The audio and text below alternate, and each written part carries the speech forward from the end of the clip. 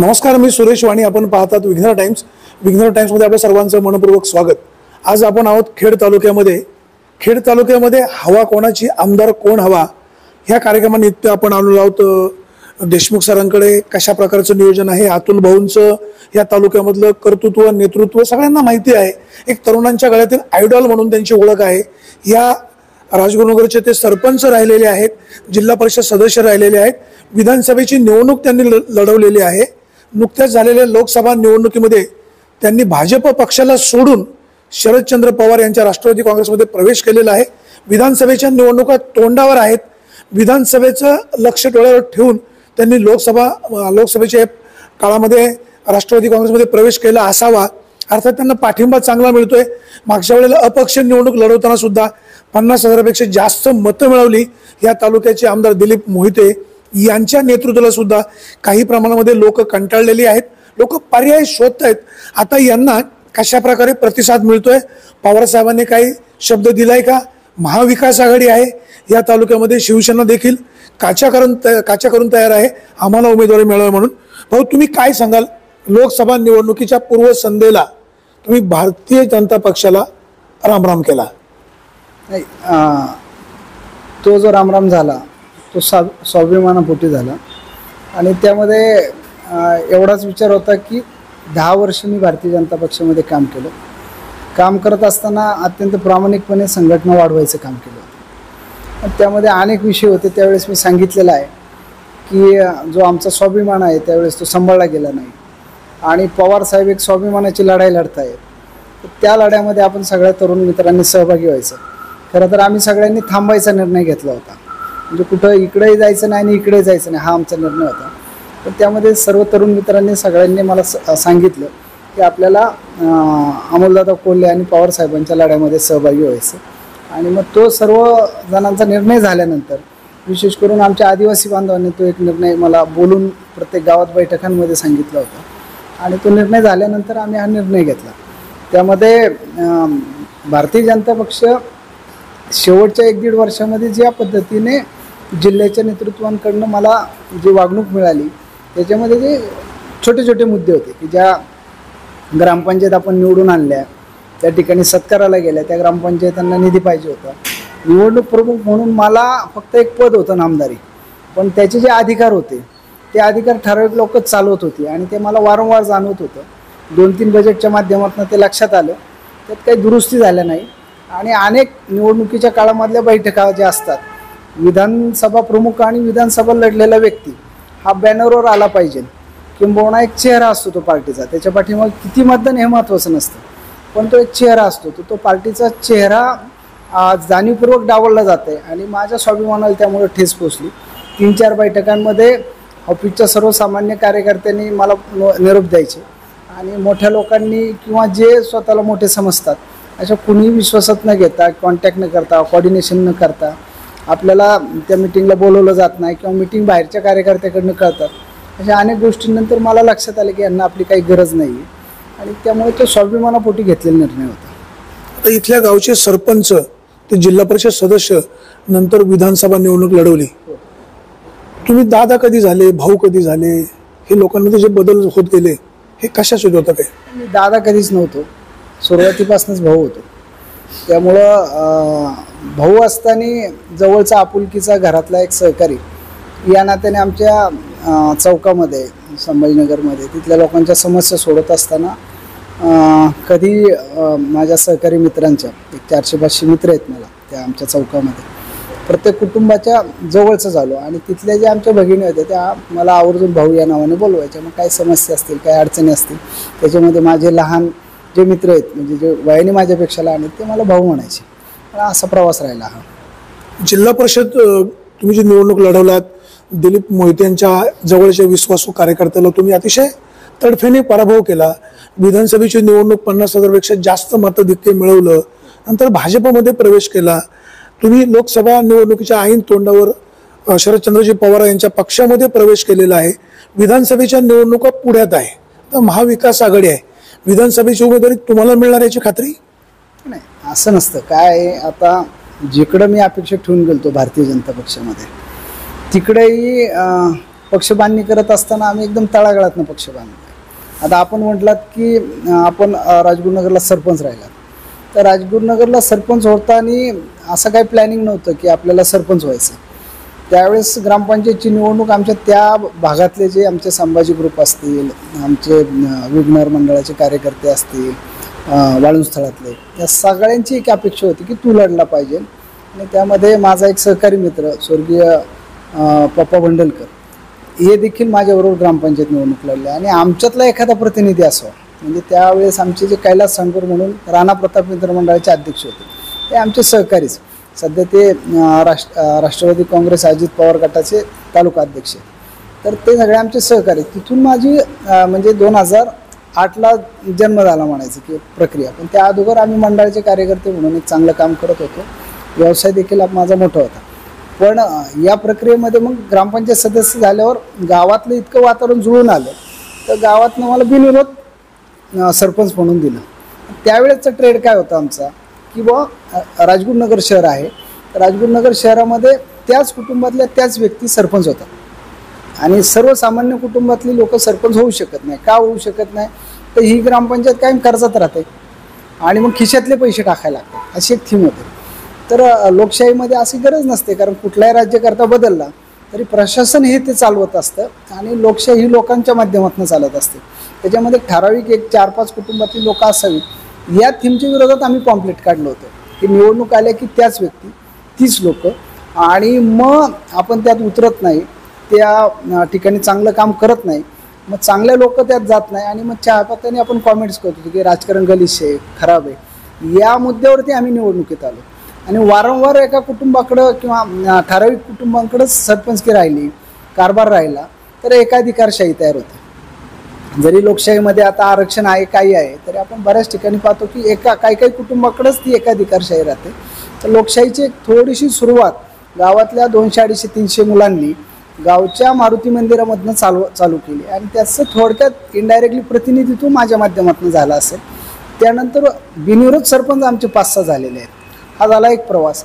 आता त्यानंतर पुढच्या कालखंडामध्ये आम्ही भारतीय जनता पक्षामध्ये आलो. खरं तर भारतीय जनता पक्षात प्रवेश केल्यानंतर आम्ही पक्ष या ठिकाणी वाढवायचा चांगला प्रामाणिक प्रयत्न केला. सभासद नोंदणी अभियानापासून प्रत्येक ठिकाणी असेल. मग तत्कालीन पालकमंत्री जे होते आमचे गिरीश बापट साहेब, त्यांचं असं म्हणणं होतं की आपण जिल्हा परिषदच्या निवडणुका लढल्या गेल्या पाहिजेत. मग जिल्हा परिषदच्या निवडणूक लढायच्या असतील तर आपल्याकडे कॅन्डिडेट पाहिजेत. आणि जिल्हा परिषदच्या निवडणुका असतील, पंचायत समितीच्या निवडणुका असतील, या आमच्या तालुक्यामध्ये जरा आर्थिक निकषावर जातात. आणि संसदीय लोकशाहीत आपण पाहता की जो भांडवलदार आहे तो माणूस जर राजकारणात आला तर त्याच्याबद्दल एक वातावरण चांगलं होतं, कारण तो संसदीय लोकशाहीचा लॅकून आहे की त्याच्यामध्ये भांडवलदार व्यक्तीकडे लोक अट्रॅक्ट होतात. का होतात, त्या केडर्स पार्टी सगळे प्रश्नांची सोल्युशन काढत नाही, उत्तरं काढत नाही. मग एखादा भांडवलदार असेल तर तो करप्शन करणार नाही, भ्रष्टाचार करणार नाही. मग लोक म्हणतात की हा माणूस काही खाणार नाही, याच्या मागं थांबा, आणि नाही काय झालं तर हा पदरचे पैसे टाकून आपला विकास करेल. या मुद्द्यावर लोक त्याच्याकडे ट्रान्सफर होतात. तर या मुद्द्यावरती त्या काळामध्ये काही जिल्हा परिषद 2007च्या निवडणुका लढल्या गेल्या. आणि 2000 साधारणतः 14ची जी निवडणूक आहे ती भारतीय जनता पक्षाच्या याच्यावर आली. पण आमचा पार्टी त्यावेळेस कमकुवत होते. आमच्याकडं सन्माननीय शरद भाऊ गुट्टे पाटील जे आहेत जिल्हाध्यक्ष भारतीय जनता पक्षाचे, ते एकच कॅन्डिडेट होते की जे जिल्हा परिषद लढू शकतील ताकदीने. आणि नगरपालिका राजगुरुनगर आणि आळंदी नगरपालिका एवढाच माझा रोल होता पार्टीच्या दृष्टिकोनातून. ग्रामीण भागातला माझा संपर्क हा कमी होता, जरी मी संपर्कात असेल तरी तो कमी होता. पण तालुका अध्यक्ष म्हणून बापट साहेबांची अपेक्षा होती की आपल्या पक्षाने या ठिकाणी निवडणूक लढल्या गेल्या पाहिजेत. मग 7 जागांमध्ये 5 जागा तरी मिनिमम लढल्या पाहिजेत, असं अगदी मला बोलून सोमटण्याला साहेबांनी तंबी दिली आणि म्हणले काही कर, इलेक्शन झाली पाहिजे. मग त्यावेळेस आम्ही शरदराव असतील, तिकडे भोसले म्हणून माळुंगे नाणेकरवाडी जिल्हा परिषद गटात एक ST समाजाचा कॅन्डिडेट होता, त्यांना त्या ठिकाणी उभं केलं. मग इकडं गारगोटे होते, धनंजय गारगोटे, त्यांना रेटवडी सांडवरवाडी याच्यामध्ये काळूस जिल्हा परिषद गटामध्ये उभं केलं. आणि मग माझी मिसेस कल्पना देशमुख यांना आम्ही वाडा कडूसला उभं केलं. आणि हे अचानक म्हणजे एक 15, 16, 20 दिवसातच हे सगळं पॅनल करायचं वेळ आली. आणि मग बापट साहेबांनी मला सांगितलं की तुम्ही आता इकडे लढा, वाशर नाही पडला, कारण तुमचा संपर्क तिकडे चांगला आहे. आणि मग त्या परिस्थितीत निवडणूक झाली आमची. आणि तिकडच्या भागातल्या लोकांनी मला आदिवासी बांधवांनी खऱ्या अर्थाने चांगली मदत केली. नायफड गाणातून मी 1200 मतांनी पुढे राहिलो आणि वाशेरे गाणातून मी काहीतरी 560 का काही मतांनी मागं राहिलो आणि 470 मतांनी त्या ठिकाणी निवडून आलो. जी व्यक्ती पडली त्यांचा रॅपो असा होता त्या ठिकाणी की 7-7.5 मतांनी त्यांच्या सौभाग्यवती जास्त मतांनी निवडून आले. ते स्वतः 3,500 मतांनी निवडून आले आणि राष्ट्रवादी काँग्रेस पक्षाचे आमदार त्या ठिकाणी 10,000 मतांनी पुढे राहायचे. ते कसं शक्य झालं तर मी पश्चिम भागातला आहे, देशमुखवाडी माझं गाव आहे आणि त्या ठिकाणचा असल्यामुळे आणि त्या भागात माझा मोठा तरुण मित्रपरिवार असल्यामुळे त्या मला शक्य झालं. साधारणतः त्या 68 गाव वाड्या वस्त्यांमध्ये मला पोचता आलं आणि त्या ठिकाणी मला सगळ्या तरुण मित्रांनी सहकार्य केलं. त्यामध्ये मोठा जो सिंहाचा वाटा आहे तो माझ्या आदिवासी सहकारी मित्रांचा होता आणि ती निवडणूक आम्ही क्रॅश केली, ती जिंकली आम्ही. असा माझा प्रवास आहे. आता काय झालं की आता पवार साहेबांकडं या ठिकाणी जायचं तर मी मागाशी तुम्हाला सांगितलं की निवडणूक प्रमुख म्हणून आता मी जिल्हा परिषदचा सदस्य म्हणून काम केलं. तर ते करत असताना 5 वर्ष मला 10 कोटीच्या खाली कधी मी जिल्हा परिषदमधनं जरी मी विरोधी पक्षात असेल तरी तेवढा निधी मी आणला होता. आणि मग या वारंवारच्या बजेटमध्ये 1.5 कोटी मिळत आहेत. तर मला DPTCचं बजेट कळतं आहे, मला जिल्हा परिषदचं बजेट कळतं आहे, त्याच्यात कशात पैसे मागायचे हे पण कळतं आहे. त्या पद्धतीने मी डिमांड करतो आहे. ज्या ग्रामपंचायत पूर्व भागात आमच्याकडे आल्यात त्या सत्काराला सन्माननीय पालकमंत्र्यांकडे गेल्यात त्या ठिकाणी आम्ही निधी मागतो तर त्या मिळला जात नाही. आणि मग का मिळला जात नाही तर पुढच्या वेळेस वाढून देऊ. मग त्याच्यात काहीतरी गडबड होती, जाणीवपूर्वक डावललं जात आहे. मग त्याच्यात अनेक निवडणूक टाळण्याची कारणं काय असतील? टाळण्याची कारणच मला 7-8 महिने मी वारंवार विचारतो पण कधी आत्मचिंतन नाही केलं? मी माझं आत्मचिंतन केलंय. मी उलट पार्टीच्या लोकांना म्हणत होतो की मला टाळलं का जात आहे, माझं काय चुकलंय ते मला सांगा. त्याच्यामध्ये अक्षरशः शेवटच्या क्षणापर्यंत मी बावनकुळे साहेब आहेत, त्याच्यामध्ये आमचे सन्माननीय देवेंद्र साहेब आहेत, यांना देखील मी म्हटले की आपण विचारा यांना मला का टाळत आहे. आणि खरोखर शेवटपर्यंत जिल्ह्याने मला का टाळत आहे त्याची कारणच सांगितली नाही. पण बायस केलं जातं हे लक्षात येत होतं. आणि त्याच्यामध्ये जरी समजा एखाद्या व्यक्तीला आपल्याला ताकद द्यायची असेल तरी आपल्याच समन्वय लागतो सगळ्यांमध्ये आणि समन्वय असेल तर तो व्यक्ती पुढे जातो. ते वारंवार झाल्यानंतर मग एकच गोष्ट जर 2-3 वेळा तुमच्या बाबतीत होत असेल तर त्याच्यात आपण आपलं आत्मपरीक्षण केलं पाहिजे. मग म्हटलं इथं या पक्षाला आपली गरज नाही असं एकंदरीत माझ्या लक्षात आलं. म्हणून मग आम्ही थांबायचा निर्णय घेतला आणि त्यानंतर मग पवारसाहेबांच्या ज्या स्वाभिमानी लढा आहे, अमोलदादा आहेत यांच्याबरोबर आपल्याला जायचं असा आमचा सगळ्यांचा निर्णय झाला. अतुल देशमुख एक ब्रँड आहे. विधानसभेला तुम्ही जी निवडणूक लढल्या, जेवढी मतं पडलीत, आता पवारसाहेबांच्या सोबत तुम्ही आलात. महायुतीमध्ये आपण लोकसभेला पाहिलं काय घडलं काय बिघडलं ते. या तालुक्यामध्ये कशी परिस्थिती राहील? तरुणांचा संच तुमच्या सोबत जरी असला तरी दिलीप मोहितेंसारखा तगडा उमेदवार तुम्हाला स्पर्धक आहे. नाही, आता यामध्ये सगळ्यात महत्त्वाचा विषय असा आहे की अतुल देशमुख काय ब्रँड वगैरे काय नाही. पण आपण पाहतो तरुणांचा संच तुमच्या पाठीशी आहे. गावोगावचे लोक म्हणतात नाही यावेळेला आम्हाला बदल घडवायचा, देशमुखांना आमदार करायचं. नाही, आता यामध्ये मला 2,000 मित्र आहेत जे गावागावात आहेत. एखाद्या गावात 5 असतील, एखाद्या गावात 50 असतील, 100 असतील. ते तरुण सहकारी जे आहेत ते माझं खऱ्या अर्थाने म्हणजे भांडवल आहे राजकीय आणि ते माझे मित्र आहेत, सहकारी आहेत. तर आता त्यांचा या कालच्या खासदारकीमध्ये आपण पाहिलं असेल की जुन्नर विधानसभा सोडली मतदानामध्ये तर खेड विधानसभेमध्ये चांगल्या पद्धतीने मोठं मतदान अमोलदादा कोल्ह्यांना झाले, पवार साहेबांना समर्थन झाले, उद्धव ठाकरे साहेबांना समर्थन झालेलं आहे. याच्यामध्ये कुणाचा एकाचा सहभाग नाही, सगळ्यांचा सहभाग असल्यामुळे हा मोठा बदल झाला आहे. आणि हा बदल होत असताना पहिल्या 10-15 फेऱ्या आपण पाहिल्या असतील की त्या पहिल्या 10-15 फेऱ्यामध्ये जर काउंटिंग तुम्ही काढलं तर त्या काउंटिंगमध्ये 10,000 मतांनी समजा पहिल्या 5 फेऱ्यांमध्ये 1 फेरीमध्ये 2 फेरीमध्ये 10,000 मतांनी अमोलदादा पुढं असतील तर 5,000 मतं खेड तालुक्यात आहेत आणि 5,000 मतं राहिलेल्या तालुक्यांमध्ये. याचं कारण असं की इथं मॅक्झिमम लोक उद्धव साहेब सन्माननीय शरदचंद्रजी पवार साहेब यांना मानणारा वर्ग आहे. आणि मग या सगळ्या लोकांनी एक निर्णय केला होता की आता बदल करायचा आणि तो बदलाचा जो ट्रेड आहे आज उद्यापर्यंत अगदी विधानसभेपर्यंत चालणार आहे तर तो लोकांच्या प्रत्येकाच्या मनात आहे. म्हणजे लोकांना बदल घडवायचं हे नक्की, पण आता उमेदवार कोण येतोय हा महत्त्वाचा मुद्दा आहे. कोणाला जागा जाती महाविकास आघाडीमध्ये तो एक मुद्दा महत्त्वाचा राहील की महाविकास आघाडीमध्ये ही जागा कोणाला आहे. आणि तो ठरवण्याचा अधिकार पूर्णपणे सन्माननीय उद्धव साहेब यांना आहे, शरदचंद्रजी पवार साहेब यांना आहे आणि त्यांचा वरचा जो निर्णय असेल तो आम्हाला मान्य आहे. मी आता एकाच मुद्द्यावर काम करतोय की जी मूठ आत्ता आपली आवडलेली आहे, तर आमच्याकडं तालुक्यामध्ये असा ट्रेड आहे की 1,25,000 मतं ही विद्यमान आमदारांच्याच विरोधात असतात. आता यावेळेस ती साधारणतः 9,000 मतं डिवाईड झाली. त्यामध्ये 3,500 पावणे 4,000 मतं जी आहेत ती आमची सन्माननीय वाडेकरांना गेली. ती याच्यामध्ये मराठा मोर्चाचं काम करत होते, त्यांनी जरी पाठिंबा दिला असला तरी त्यांच्याकडे ती गेली. आणि काही जी मतं होती ती शेवटच्या क्षणाला जो थोडासा आर्थिक खेळ झाला त्याच्यामध्ये आमचा जो आदिवासी ठाकर समाज आहे त्याच्यामध्ये जी गडबड झाली, स्लम एरियातली गडबड झाली, त्यात थोडीशी कमी जास्त झाली. बाकी कुठं काही कमी जास्त झालेलं नाही. पण एक जर ट्रेड पाहिला 10% कमी झालीत, तर तो 10%चा जरी ट्रेड वाढवला, म्हणजे असंही पाहिलं ना असंही पाहिलं, तर दोन्ही पद्धतीने 1,25,000 मतं ही निश्चित विद्यमान आमदारांच्या विरोधात आहेत. आता त्यांचं राजकारण असं आहे की हे डिवाईड करायचं, अनेक लोकांना उभं करायचं आणि चुकीचा नॅरेट आमच्या तालुक्यामध्ये आता सेट करायचं काम चालू आहे. की असं म्हटलं जातं की एकाच एक कॅन्डिडेट राहिला तरच हे पडतील, अन्यथा पडणार नाही. तर अशा वेळेस मी म्हणत असतो ज्यावेळेस सुरेश भाऊ निवडून आले त्यावेळेस कॅन्डिडेट संख्या किती होती? तर त्यावेळेस 3 होते, एकाच 3 म्हणजे तगडे कॅन्डिडेट होते.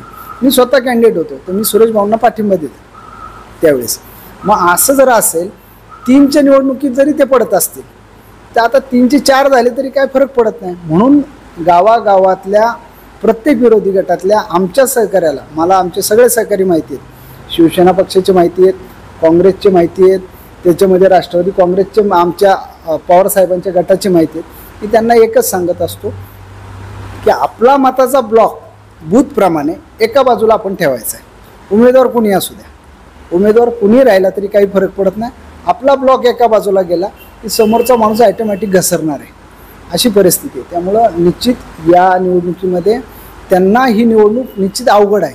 आम्हाला सोपी आहे का? तर ती तेवढी सोपी पण नाही, कारण प्रत्येक निवडणुकीचा ट्रेड बदलत असतो. पण लोकांनी जर गाव पातळीवर मी सांगितलं असा निर्णय घेतला आणि आपली मतं निवडून येणाऱ्या माणसाच्या मागे उभी केली तर निश्चित या ठिकाणी बदल होणार आणि मग त्यामध्ये महाविकास आघाडीचा जो उमेदवार असेल तो या ठिकाणी निवडून येईल, अशी परिस्थिती आहे. अतुल देशमुखांना निवडणूक लढवण्याचा अनुभव आहे, जनतेचे प्रश्न सोडवण्याचा अनुभव आहे, प्रशासनाकडनं कामं कशी मार्गी लागून घ्यायचा हा अनुभव आहे. जनता तुमच्या सोबत आहे. तुमच्या तालुक्यामध्ये गुन्हेगारी वाढते, इथली जी काही MIDC मोठ्या प्रमाणात आहे ती काही प्रमाणामध्ये आता बाहेर सुद्धा जायला लागलेली आहे. जर तुमच्या महाविकास आघाडीने संधी दिली तर तुम्हाला आमदार का व्हायचं, कुठले प्रश्न मार्गी लावायचे? मुळातच आपण जर मला संधी मिळाली तर या गोष्टीवर आपण बोलतो. याच्यामध्ये तालुक्यामध्ये अनेक प्रश्न हे 15 वर्ष सुटले गेलेले नाहीत. आता 15 वर्ष हे प्रश्न का सोडवले गेले नाहीत याचा आपण महत्त्वाचा विचार केला पाहिजे. प्रश्नांकडे जर आपण पाहिलं तर आपण आत्ता MIDCचा विषय घेतला. आज 2200च्या आसपास कंपन्या आहेत, 250 पावणे 300 कंपन्या MLC कंपन्या आहेत, म्हणजे ज्याच्यामध्ये फार मोठी कामगार संख्या आहे आणि मग त्यांचे व्हेंडर्स वगैरे अशी ती संख्या आहे. तर या MLC कंपन्या आणि MIDC याच्यामध्ये खेड तालुक्यातल्या तरुणांना रोजगार मिळतो का, तर हा एक प्रश्न आहे. जर तो तरुण त्या क्वालिफिकेशनचा शिकलेला असेल आणि तो तिथं रोजगार मागायला गेला आणि त्याचं रेशनिंग कार्ड जर खेड तालुक्याचं असेल तर त्याला सांगितलं जातं की तुला आम्ही काम देणार नाही. त्याला वेगळ्या पद्धतीने उत्तर दिलं जातं, कंपनीच्या गेटवरनं पाठवलं जातं. कितीतरी मुलं माझ्याकडे आली की आम्हाला अशा पद्धतीने वागवलं जाते. त्याच्यामध्ये एक भीतीचं वातावरण कंपन्यांमध्ये आहे की ही मुलं कामाला येतील आणि मग डॅशिंग, दादागिरी, बाकीच्या भानगडी करतील, काम करणार नाही, असं आम्हाला कारण सांगितलं जातं. मी जाणीवपूर्वक 2 HRांना पण भेटलो. त्यांना म्हटलं अडचण काय? म्हणजे तुमची स्थानिक मुलं जी आहेत ती लवकर संघटना करतात आणि हे करतात, युनियन करतात आणि मग त्याचा आम्हाला त्रास होतो. युनियन तुटत नाही, असा एक ट्रेड आहे, तर ती तुटत नाही. मी म्हटलं मग असं असेल, आमची लोकं कामाला नाही येतात का आणि बाहेरची मुलं आहेत, तर मग ती युनियन करतात का? ते म्हणले करतात. मग ती युनियन करतात, त्यांची युनियन चालते, मग आमच्या लोकांची का चालत नाही? त्याचं कारण असं की याला चांगला मध्यस्थी कोण नाही. म्हणजे स्थानिक आमदार याचा किंवा स्थानिक खासदार याचे चांगले मध्यस्थी असू शकतात या गोष्टीचं. आणि मुलांना काम करायचं आहे, मुलं जर दुसऱ्या तालुक्यात जाऊन काम करतात. आज माझ्याकडची लोक जी पश्चिम पट्ट्यातली आहेत ती मुंबई या ठिकाणी जाऊन काम करतात. मग त्यांना आपल्या घराच्या जवळ जर काम मिळलं तर ते का नाही काम करणार. हा एक फक्त कामगार हा विषय झाला. जॉबवर काय त्यामध्ये कितीतरी मुलं आहेत की ज्यांच्या जागा MIDCत गेल्या आहेत, त्यांना परतावे मिळाले आहेत, त्या ठिकाणी ते चांगल्या पद्धतीचे जॉब प्रोडक्शन करू शकतात. इंजिनियर झाले, चांगले शिक्षण झाले त्यांना. आज त्याला पॅरालाशीची शिक्षण पाहिजे.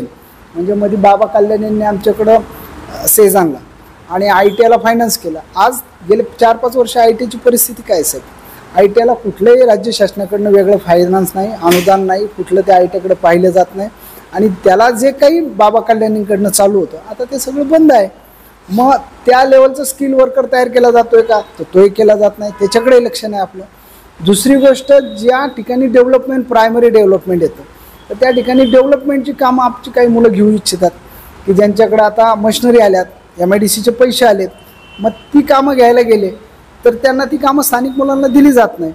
मग MIDCच्या डेव्हलपमेंटला एक स्थानिक म्हणून जो हे केलेला आहे की त्याला उत्पन्न मिळावं, रोजगार मिळावा, ही MIDC आली तर तो भाग डेव्हलप व्हावा, अशी जी कन्सेप्ट केलेली आहे. त्याला व्हिसिनिटी काय केलेली आहे, तर त्याला व्हिसिनिटी ही महाराष्ट्र राज्य केलेली आहे. त्याची व्हिसिनिटी कमी केली पाहिजे, मग ती पुणे जिल्ह्यापर्यंत आणली पाहिजे, त्याला मर्यादा आणली पाहिजे. कारण या डेव्हलपमेंटचा फायदा मॅक्झिमम पुणे जिल्ह्यात झाला पाहिजे ना. चाकण MIDC ही फक्त काय राजगुरुनगरची नाही तर पुणे जिल्ह्याला मिळाला पाहिजे.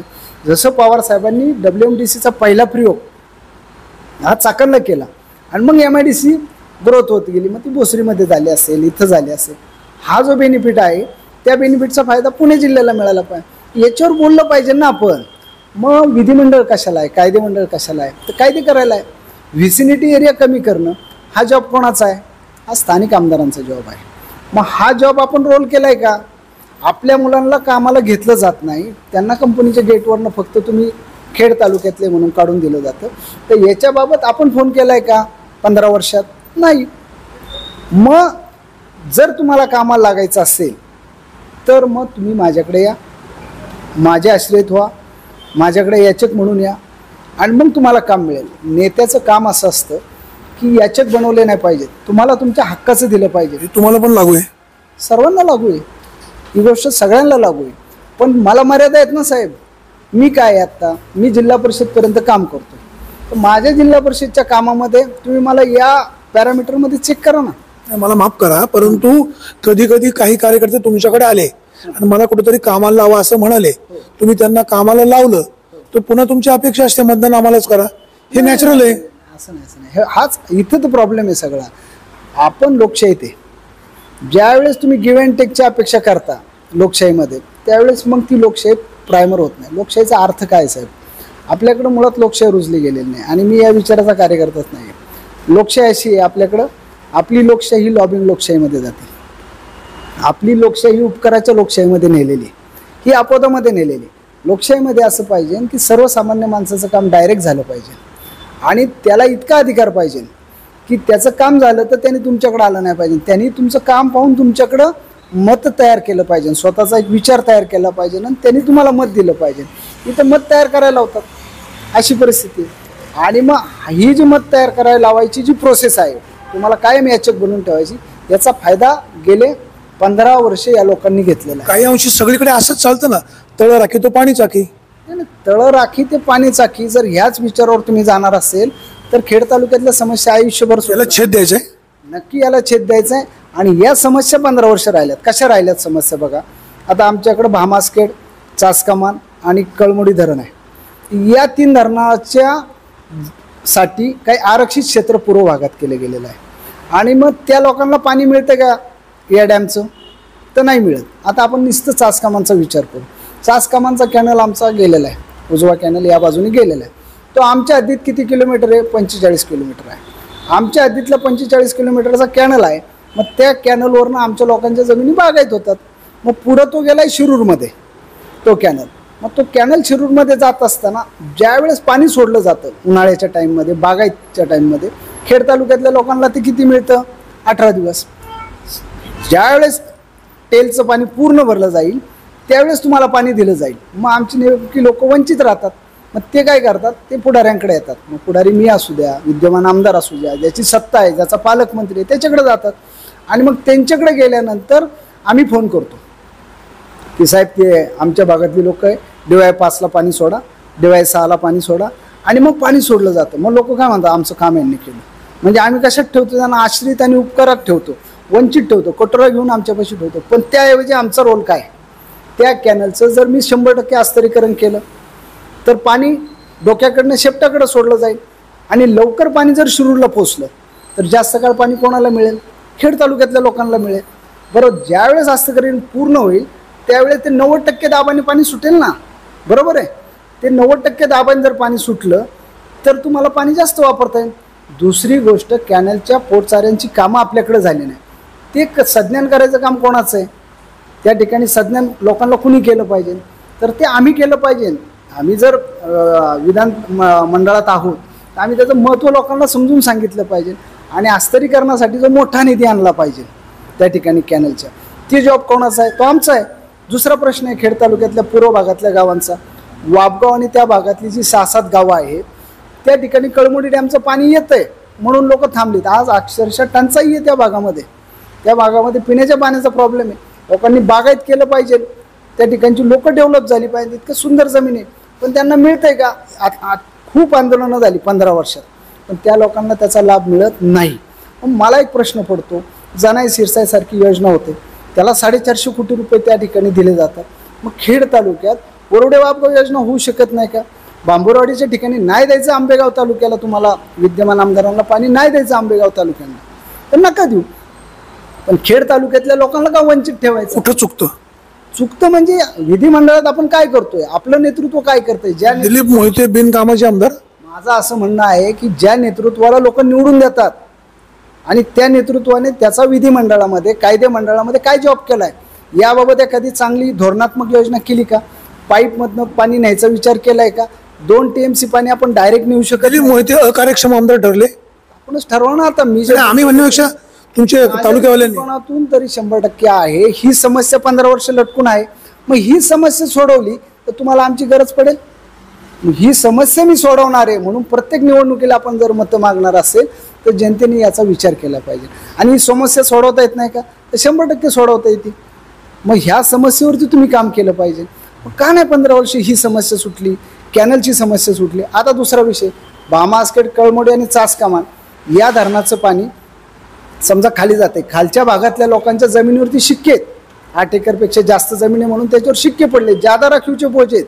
बरोबर, मग भामासखेडचं पाण्याचा कॅनल पूर्ण झालाय का, नाही. तो कॅनल पूर्ण होण्यासाठी लोकप्रतिनिधी म्हणून तुम्ही भांडलात का आजपर्यंत, अजिबात भांडलेलं नाही. मग कॅनलचा उद्देश, धरणाचा उद्देश बदलतोय. धरणाचं पाणी पुढं जात आहे, MIDCला जाते. धरणाचं पाणी पुढं जाते, पुण्याला जाते. धरणाचं पाणी आत्ता पुढं जाते, पिंपरी चिंचवडला जाते. मग विधिमंडळामध्ये निर्णय होतात, कॅबिनेटमध्ये निर्णय होतात. तुमच्या मतदारसंघाकडे लक्ष नको. मग त्या ठिकाणी तुम्ही मुद्दे मांडून आमच्या लोकांच्या पुनर्वसनाच्या प्रश्नाचं काय. दुसरी गोष्ट, आमचं जे लोक आहेत ज्यांच्या जमिनीवर शिक्के पडलेत ते शिक्के काढून घेतले पाहिजेत. 15 वर्षाचे शिक्के आहे तसेच आहेत. वरच्या लोकांना जर धरणामध्ये जमिनी गेल्यात तर त्यांना जमिनी मिळाल्या पाहिजेत. त्यांच्यासाठी तुम्ही भांडताय का, अजिबात भांडत नाही. बरं, बायस म्हणून भामा आसखेड प्रकल्पातल्या किंवा चासकामांच्या प्रकल्पातल्या किंवा कळमुडीच्या प्रकल्पातल्या शेतकऱ्यांना फुकट जमीन मिळाली, असा कॅम्प लावून जमीन तुम्ही दिल्यात 15 वर्षात, असं एखादं उदाहरण. लोकांमध्ये इतकी नैराश्य आलंय की आपल्या जमिनी जरी पाण्यात गेल्या असतील, आपल्याला 2 एकर, 1 एकर, 3 एकर जमीन मिळत असेल तर ती आपल्याला डायरेक्ट मिळणार नाही. पुनर्वसन खात्यामध्ये एवढा भ्रष्टाचार आणि करप्शन आहे, आपलं ते काम नाही. मग एजंट सुटलेत. मग एजंट जे सुटलेत त्या एजंटच्या माध्यमातून जमिनी घेतल्या जातात. कोण घेते जमिनी. बरं, लोकांची दिशाभूल करायला तुमचा तोच व्यवसाय नाही, लोकांची दिशाभूल करायला मी तिकडेच येतो. लोकांची दिशाभूल करायला माझं नाव घ्यायचं. माझा व्यवसाय काय आहे, मी कशाचा इन्कम टॅक्स भरतो. माझा व्यवसाय जमीन खरेदी विक्रीचा आहे. बरोबर, मग मी त्या आंबोलीच्या सभेत म्हटलंय ना की तुमच्याकडे 5 महिने आहेत, माझा एखादा सातबारा दाखवा. जो तुमच्या बंधूचं नाव आहे ती त्यांची स्वतःची जमीन आहे, माझे चुलते आहेत, त्यांची जागा त्यांनी घेतलेली आहे. मग आपण असं फुकट शेतकऱ्याला देऊ शकत नाही का. तुम्ही दिलंय का एखाद्या शेतकऱ्याला, द्या ना. आपण मोठं दातृत्व दाखवा. आता माझ्यासारखा माणूस आहे, मला 25 एकर जमीन होती, आम्ही 3 चुलत्यांचं कुटुंब. साहेब, आम्हाला जमीन शिल्लक राहिली 4-4.5 एकर. माझ्या स्वतःच्या नावावर 45 गुंठे गावाला जमीन आहे. मला 3 एकर पुनर्वसन घ्यायचं. माझी जमीन मी मागायचा मला अधिकार आहे. मी कोर्टात गेलो, मी जमीन मागितली. त्याच्या व्यतिरिक्त मी कोणाची जमीन घेतली, एखादा सातबारा दाखवा ना मला. की अतुल देशमुखांनी घेतली आणि ती एखाद्याला विकली, असं एखादं उदाहरण असेल ना आपल्याकडे. फक्त ढोबळ बोलायचं आणि झालंय काय, मी बोलल ते सत्य आणि इतरांचं बोलल ते खोटं, ह्या ज्या भावनेतून ते स्वतःला वागतायत. आता त्यांच्या भावाचा सातबारा आम्ही दाखवला पिंपळगावमधला. आमचं असं म्हणणं नाही की ज्या शेतकऱ्याची जमीन गेली त्या शेतकऱ्यांनी पुनर्वसनाच्या शेतकऱ्याची जमीन घेऊ नये, मी कधीही त्याच्यावर बोलणार नाही. पण तुम्ही जे लोकांना दाखवताय की यांनी मोठा घोटाळा केला आहे, मोठ्या पुनर्वसनाच्या जमिनी घेतल्या आहेत, तुमच्या आता एवढ्या ऑर्डर बाहेर पडल्यात, तुमच्या घरातल्या लोकांच्या नावाचे सातबारे, त्या ऑर्डर्स कशा झाल्यात, काय झाल्यात, आमच्याकडे सगळे डिटेल्स आहे आणि वेळोवेळी आपण ते बाहेर. त्यांना मिळत असलेली लोकप्रियता पाहून तुम्ही हे सगळे आरोप करता? नाही, मुद्दा आता आपला काही समस्यांचा मुद्दा चाललाय. समस्यांचा मुद्दा आहे, मान्य आहे. अजून काही समस्या राहिल्यात ना तालुक्यातल्या, आपण समस्यांच्या मुद्द्यांवर बोलतोय. लोकप्रियतेच्या बाबतीत आपण त्याच्यावरती बोलूच, लोकप्रियता काय आहे आणि ते कुठे आहेत आणि आता कुठं आले त्याही मुद्द्यावर आपण जाऊ. पण आता मुद्दा काय की भामा आसखेडचा जो मुद्दा आहे, जो मध्ये विषयांतर झालं, तुमच्या प्रश्नाचं उत्तर देत असताना थोडंसं विषयांतर माझ्याकडनं झालं. तर मुद्दा एकच आहे की खालच्या शेतकऱ्यांच्या जमिनीवरती जे बोजे पडलेत, त्याच्यावरती जे शिक्के पडले, त्याच्यावर तुम्ही काय केलंय, तर त्याच्यावर तुमच्याकडे सोल्युशन आहे का, तर अजिबात नाही. पण मला एक कळतं, या तालुक्यामध्ये पवना नगरचं पुनर्वसन झालंय, टेमघर प्रकल्पाचं पुनर्वसन झालंय. या तालुक्यात पवना आणि टेमघरच्या पाणी आलंय का, मिळालंय शेतकऱ्यांना, पूर्व भागातल्या शेतकऱ्यांना पाणी अजिबात मिळालेलं नाही. पण त्यांना प्रकल्पग्रस्त म्हणून दिलंय. टेमघरची लोक तुमच्या स्वतःच्या गावात आहेत, बरोबर, आणि पवनाची लोक आमची वासुले असेल, शिंदे असेल किंवा आमचं खराबवाडीत असतील, या ठिकाणी ते आलेले आहेत. ती लोक प्रकल्पग्रस्त आहेत, शासनाने त्यांचं पुनर्वसन केलं. मग काही धरणामध्ये असा पॉलिसी डिसिजन घेतलाय की गायरानाच्या जागा दिल्यात शेतकऱ्यांना, म्हणजे लोकांच्या जमिनी गेल्या नाही आणि पुनर्वसन पण झालं. असं सोल्युशन काढता येत नाही का? 3-4 धरणं आहेत साहेब, कोण आहे आता डिंग्रजवाडी आहे शिरूर तालुक्यामध्ये, त्या देखील गायरानाला सुचवलेले आहेत. मग तालुक्याचे प्रतिनिधी म्हणून, दोन्हीचा मध्य म्हणून तुम्ही हा मार्ग काढला का? हा विषय कायदे मंडळात मांडला पाहिजे, हा विधान भवनामध्ये तुम्ही विषय मांडला पाहिजे. शेवटी आमदार म्हणून तुमचं जॉब काय, तुम्ही मांडला का? अजिबात सोल्युशनकडे नेलं नाही. 15 वर्षाची समस्या भिजत ठेवली. पुनर्वसनाच्या लोकांना ज्या जमिनी घेतात, जी लोक घेतात ते यांचे बगल बच्चे. एक दुसरी गोष्ट, ज्यांचे शिक्के ते अजिबात काढले नाही. ठराव झालाय, कायदा झालाय, सगळं झालंय, पण शिक्के का ठेवलेत? तसेच ठेवलेले आहेत शिक्के. साधं MIDCचं डेव्हलपमेंट आहे, त्याच्यामधले जे समजा काही विषय वंचित आहेत, त्यामध्ये तुमचं लक्ष काय आहे, तर स्वतःच्या स्वार्थापुरतं आहे. तुमच्या लोकांना जो व्यवसाय मिळणार आहे त्याच्यापुरतं आहे. सर्वसामान्य मुलाला नोकरी मिळेल का, त्याच्याबाबत अजिबात नाही.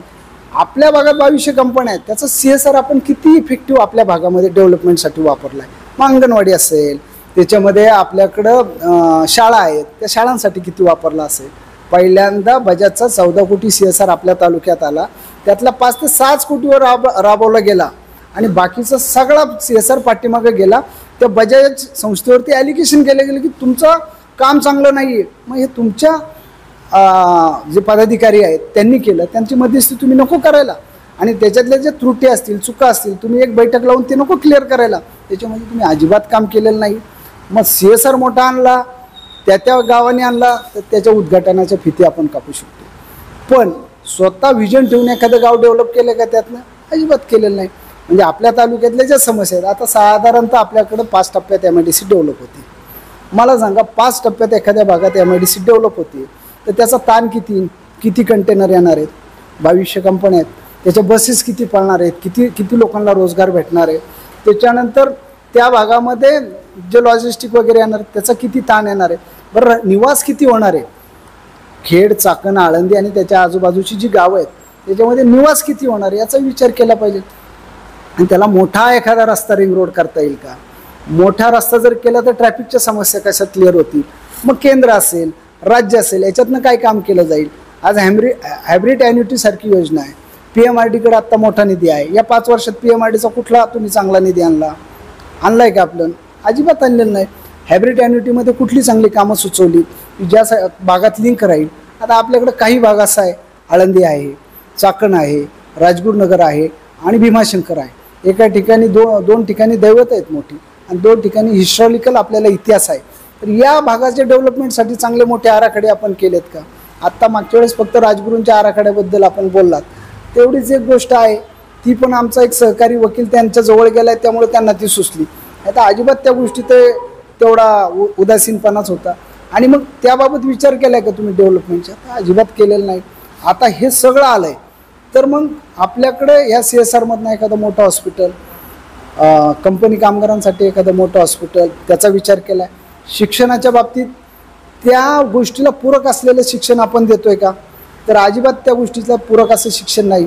कराड सरांचं जर कॉलेज सोडलं आळंदीचं, तर दुसरं कुठलं मोठं कॉलेज नाही की त्याच्याबाबत आपण विचार केला नाही. आणि शेवटी मग हे कोण करणार?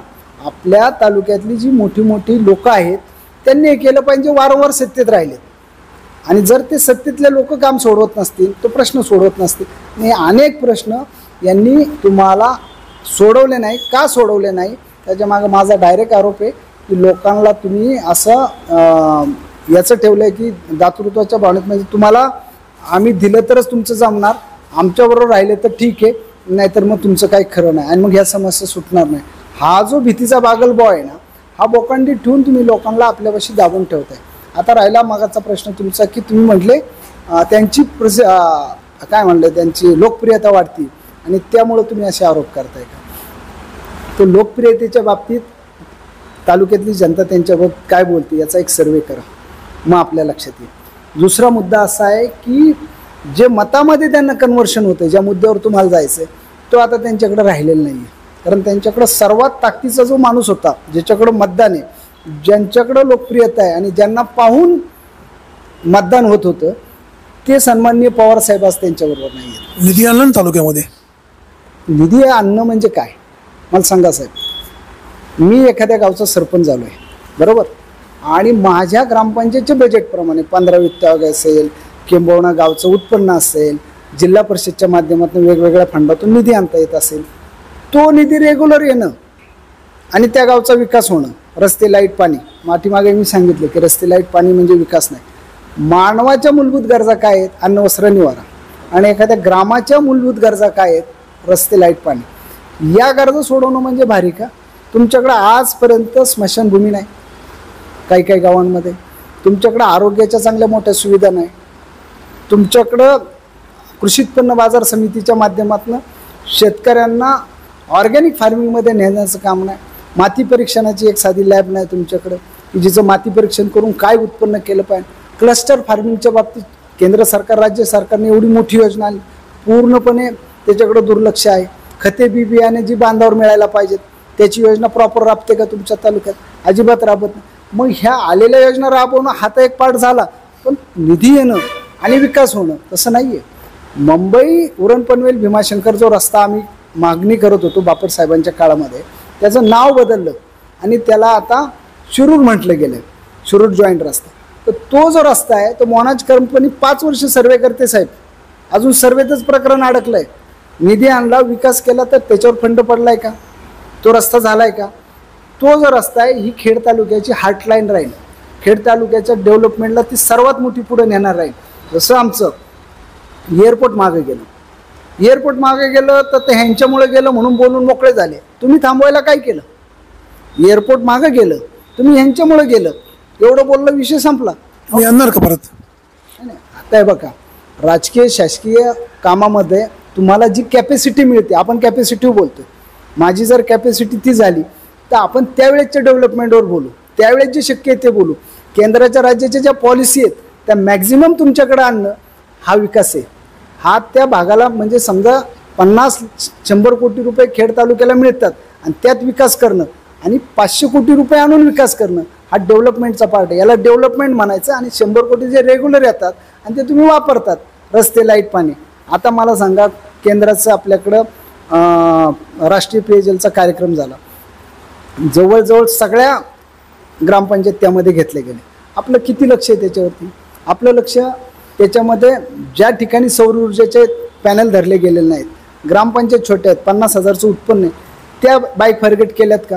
त्याच्यासाठी आपण डिमांड काय वेगळी केली आहे का? अजिबात केली नाही.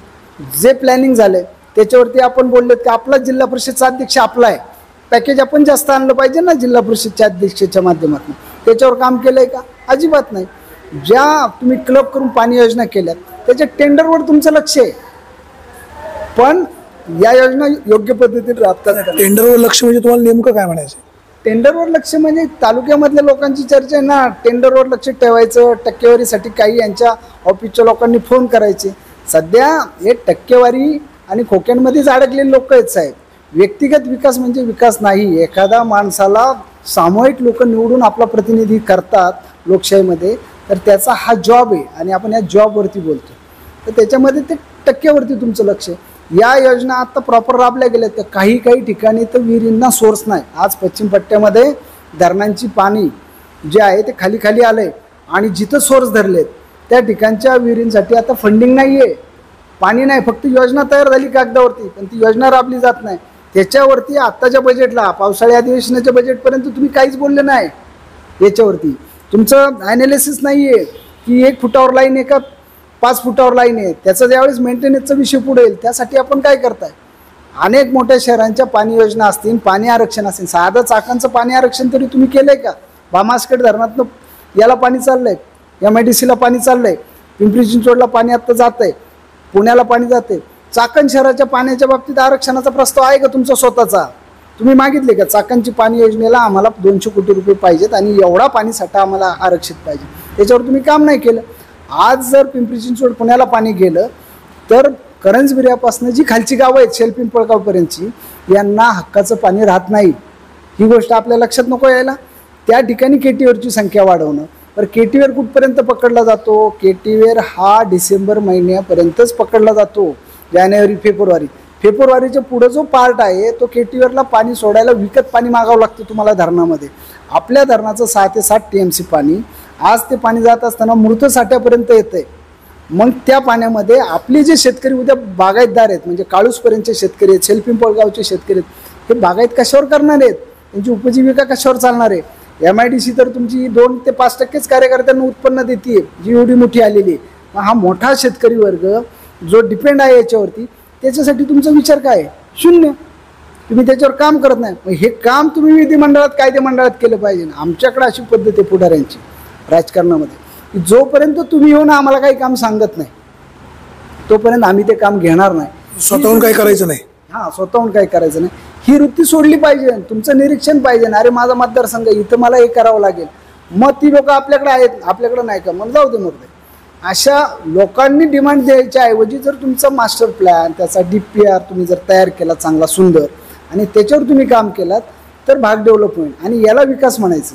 म्हणजे तुम्ही आले माझ्याकडं, 1 केटीवेअर मागितला, माझ्या हिश्श्याला 1 केटीवेअर येतोय, मग मी तेवढा दिला. दुसरा केटीवेअर दुसऱ्या वर्षी, किंवा 5 साखव आले, मी 5 साखव सुचवले, मग एक्स्ट्रा साखव नाही. अरे असं नाही आहे. जर तुमच्याकडे डिमांड आहे ना 15 साखव, तर तिथं पालकमंत्र्याशी तुम्ही तिथं झगडलं पाहिजे, DPTC मध्ये भांडलं पाहिजे आणि 15 साखव आणले पाहिजेत. त्यातले 10 तुम्हाला सुचवलेले असतील, 5 तुम्हाला सुचले पाहिजेत की बाबा या भागात द्यायचं.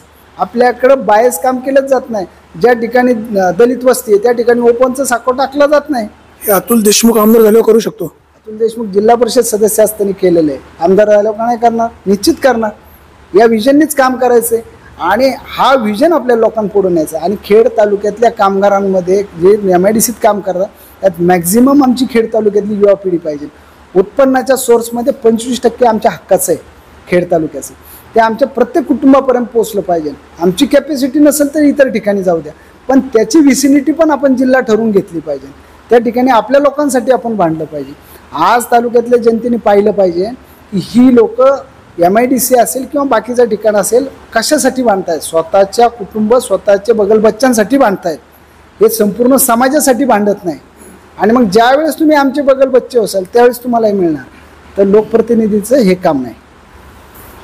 आपल्यासोबत होते अतुल देशमुख. त्यांनी या राजगुरुनगर तालुक्याला पुढे नेण्यासाठी जे मांडलेलं विजन आहे हे निश्चित कौतुकास्पद आहे.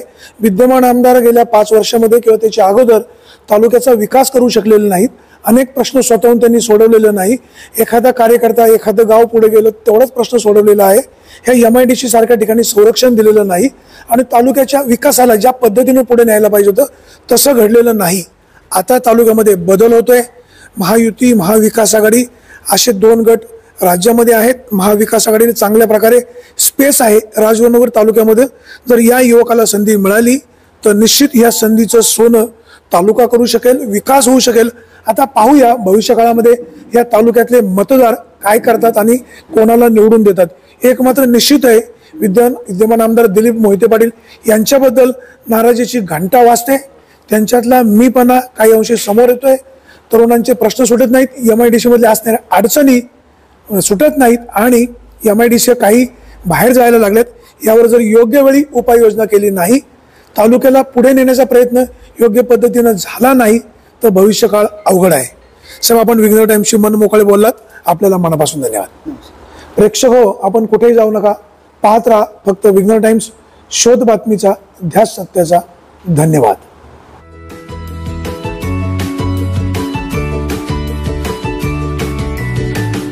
बातम्या शेतीच्या,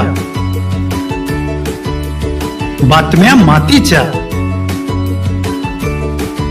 बातम्या अन्यायाच्या, गुन्हेगारीच्या,